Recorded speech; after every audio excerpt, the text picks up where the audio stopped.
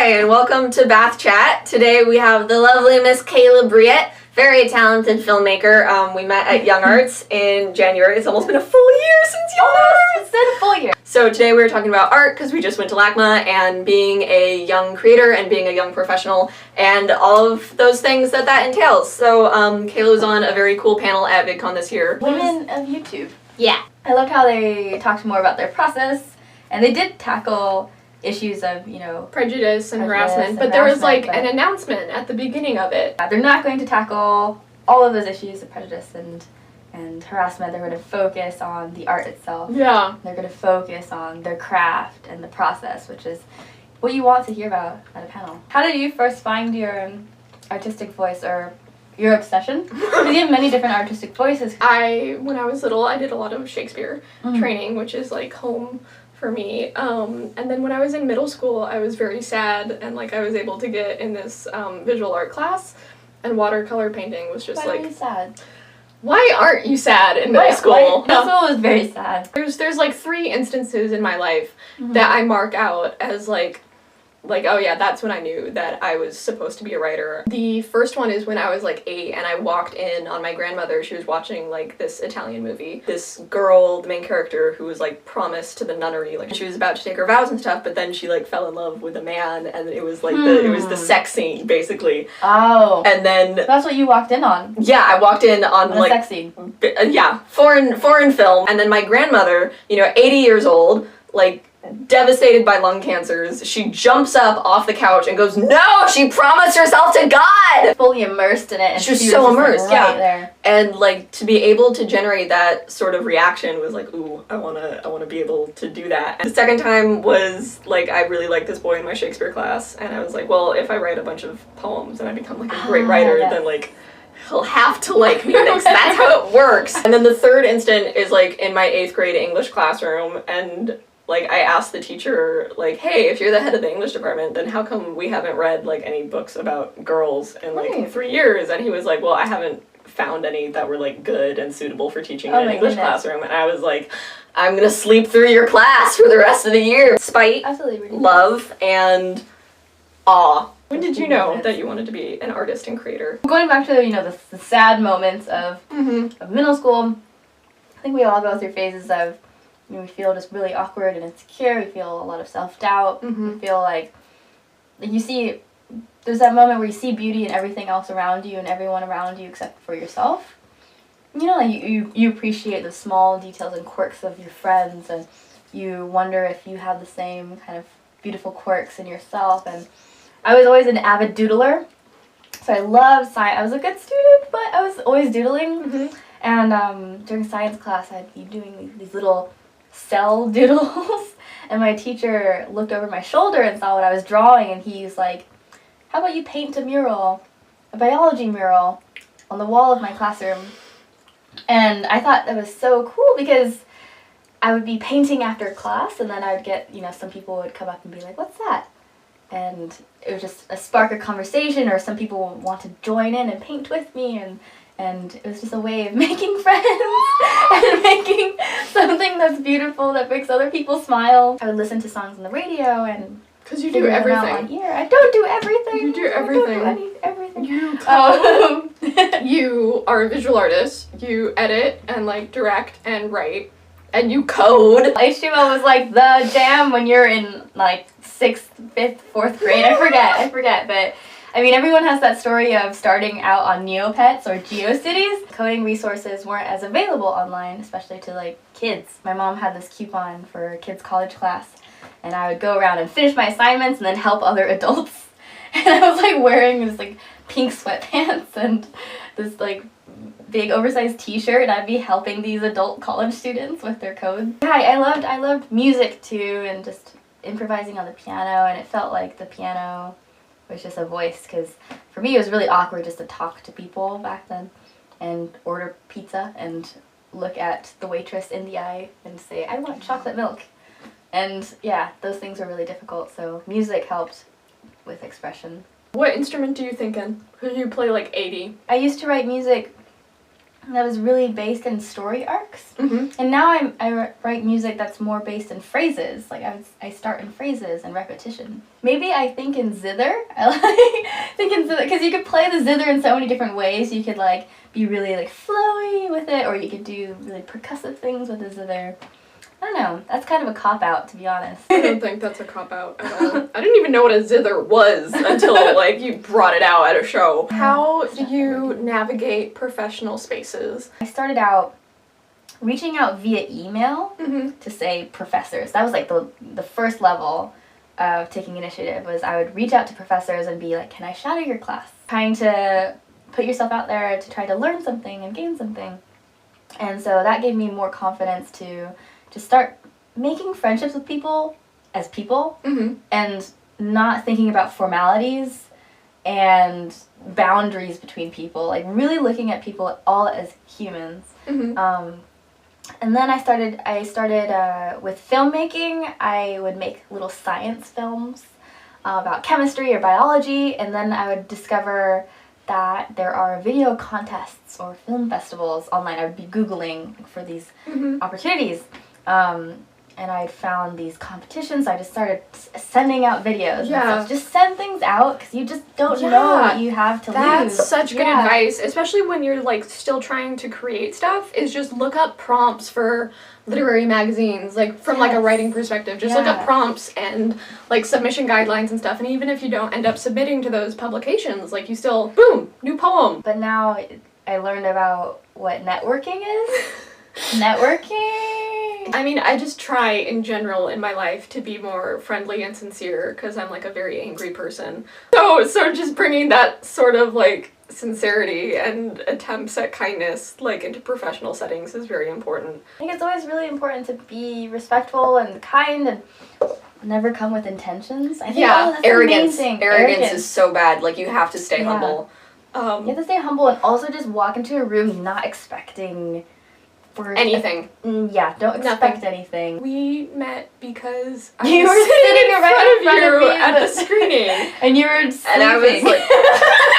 you were in your chair and your like head was back. Like, I would never like sleep during the actual performance. No, of course not. But right in the intermission and the break, everyone's filling into the room and you had a moment to yourself to come. Yeah, and then you were like, she's asleep. Oh my god. And then I think I like woke up and then I was like, she has the coolest eyeliner I've ever seen. Oh my god. You had like the glitter, like the silver glitter under eye. Oh yeah, I did. That's speaking of presentation. Your mom said once my clothing. Your clothing, because you had like bought these boots specifically. These shoes, yes, there are these shoes that are about 3.5, 4-inch like platform. They're platform chunky boots with completely rubber soles, so they're comfy.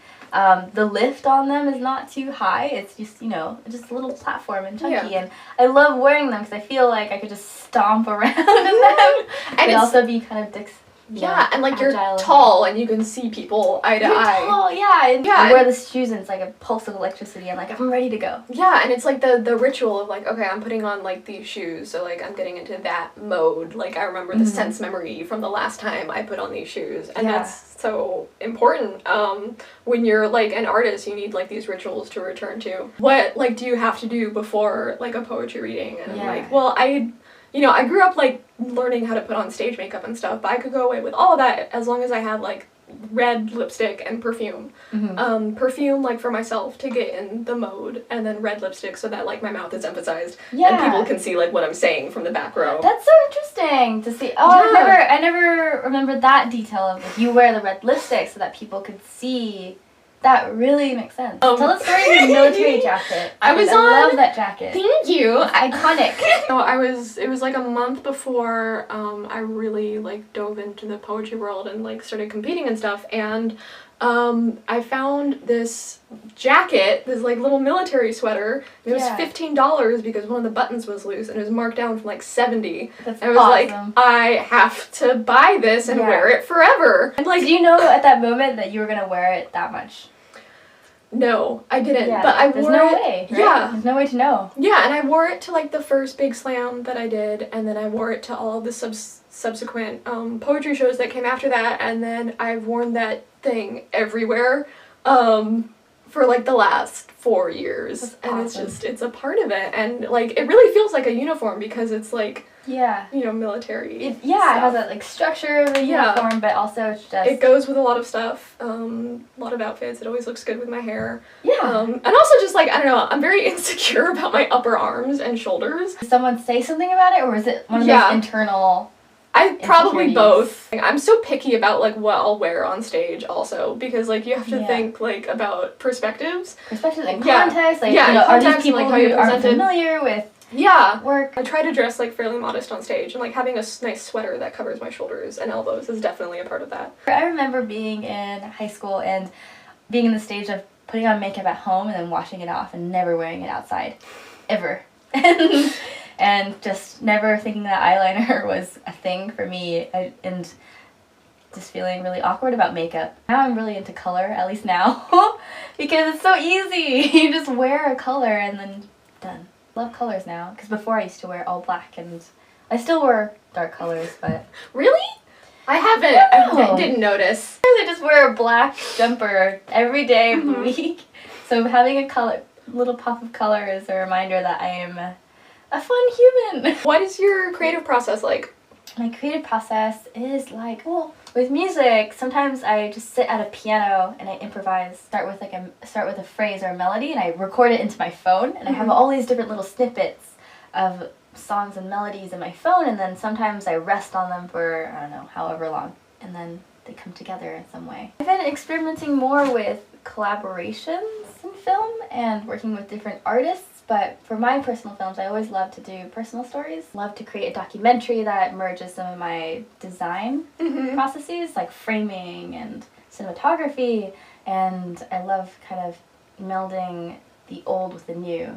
And in my most recent film, Smoke That Travels, I took a lot of traditional native music that I grew up around and powwows and dances, and I merged it with some of my electronic influences in a very subdued way. You're kind of vulnerable and leaving people with a piece of your childhood, and Yeah. it's always the scariest not to show it in front of an audience of strangers, but to show it to your family. Every time you share something with someone, it's like you're naked.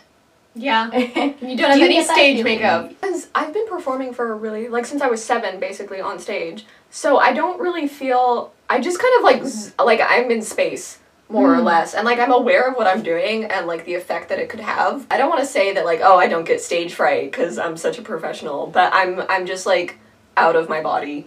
Your body is the vessel for the art. Oh, that's so Jugan still. This is like the art nouveau that we're looking at. If someone puts on even just like a normal YouTube video or something, like I can't stand the sound of my own voice in front of other people, and I don't know how to watch myself, and I don't know how to watch them watching me, and I need to leave the room. Like Yeah. when like I have to show a video during class or something. It's like a film project or something, right? Yeah. Like in my film class in high school, I'd be like, yeah, this is the thing that I made. I have to go to the bathroom now for 3 minutes Yeah, and I 30 never seconds. like to watch people walk. Well, I like to stand in the room, but just Yeah. in a hidden corner. One thing that's unique with watching, films is that when you are in the audience, you could feel the energy and certain beats or feel people's reactions. And You do a lot of stuff, and I do a fair amount of things, and I feel like we develop those skills just as a result of like, being lonely middle schoolers, but also like trying to be self-sufficient in important point. producing things. I would call myself like a writer first and foremost, but like I also paint and I edit, and like I'm able to frame these videos kind of good, and like I do all my own makeup and stuff like that. So Yeah. how about you? No, I feel like we both learn things through necessity. For me, and for a lot of people, I was really shy, and everyone talks about finding your tribe, and finding the people that you could work with, but that's so hard in itself. Like, and it's so vulnerable. Yeah, and I hated asking people for favors in the beginning of things, and also when you ask people for a favor, there's so much accountability for creating something that you could show to them that they could be proud of, and so I think learning the skills of, how to edit, how to do cinematography, how to make things look, solid, but create them by yourself. Do you think that has something to do with being afraid to approach Talk to people people and and talk being people in the anxious? beginning? Maybe Yeah. it does have to do with that.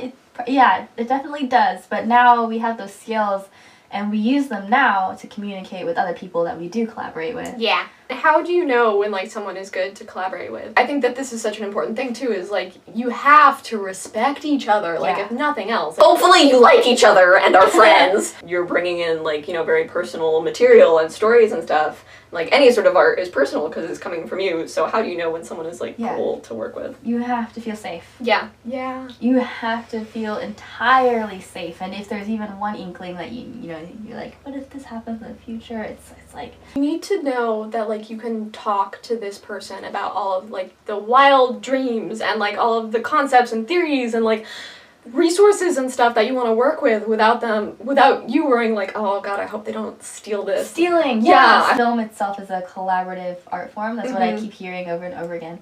Definitely my first projects were very insular. Taking that step to trust other people, it's all about compromise. That's never going to be entirely your vision. It's going to be, if you're a director, you're just making sure everyone's creating the same project. That's the job. Copacetic.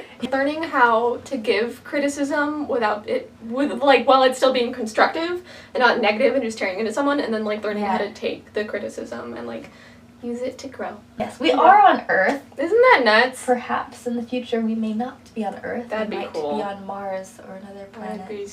I'm so excited for that. Yeah. Go outside and see the sunrise today. Stay up till 6 a.m. Today's fact is that sunrise is usually at like 6:50 in the morning. So look up your local sunrise times and go do that. That's all from us. We're gonna eat some more donuts. This is really refreshing because it's not all the time that you get to spend time in a bathtub with someone who's awesome.